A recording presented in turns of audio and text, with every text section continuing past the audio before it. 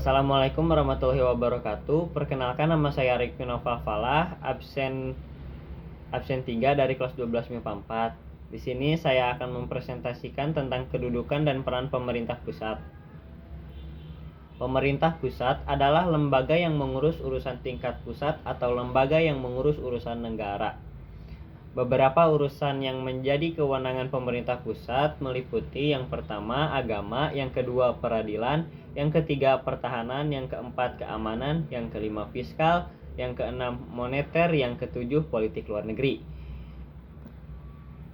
Dalam pelaksanaan otonomi daerah, pemerintah pusat memiliki 3 fungsi. Yang pertama, fungsi layanan. Fungsi pelayanan dilakukan dalam rangka memenuhi kebutuhan masyarakat dengan cara tidak diskriminatif dan tidak memberatkan serta dengan kualitas yang sama.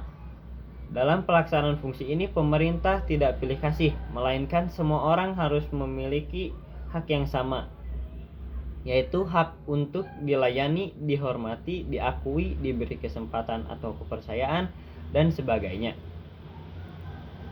Yang kedua, fungsi pengaturan. Fungsi ini memberikan penekanan bahwa pengaturan tidak hanya kepada rakyat tetapi kepada pemerintah sendiri. Artinya, dalam membuat kebijakan yang lebih dinamis, yang mengatur kehidupan masyarakat dan sekaligus meminimalkan intervensi negara dalam kehidupan masyarakat. Jadi, fungsi pemerintah adalah mengatur dan memberikan perlindungan kepada masyarakat dalam menjalankan hidupnya sebagai warga negara. Yang ketiga, ada fungsi pemberdayaan. Fungsi ini dijalankan pemerintah dalam rangka pemberdayaan masyarakat. Masyarakat tahu, menyadari diri dan mampu memilih alternatif yang baik untuk mengatasi atau menyelesaikan persoalan yang dihadapinya. Pemerintah dalam fungsi ini hanya sebagai fasilitator dan motivator untuk membantu masyarakat menemukan jalan keluar dan menghadapi setiap persoalan hidup. Ada juga kewenangan lainnya. Yang pertama, perencanaan nasional dan pengendalian pembangunan nasional secara makro.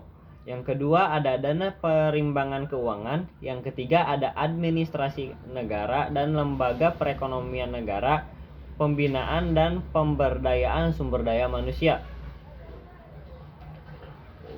Yang keempat, pemberdayagunaan sumber daya alam dan pemberdayaan sumber daya strategis. Yang kelima, konservasi dan standarisasi nasional. Tujuan pemberian kewenangan pada pemerintah pusat: yang pertama, meningkatkan kesejahteraan rakyat. Yang kedua, pemerataan dan keadilan. Yang ketiga, menciptakan demokratisasi. Yang keempat, menghormati serta menghargai berbagai kearifan atau nilai-nilai lokal. Yang kelima, memperhatikan potensi dan keanekaragaman bangsa baik tingkat lokal maupun nasional. Sekian dari saya, mohon maaf apabila ada kesalahan. Wassalamualaikum warahmatullahi wabarakatuh.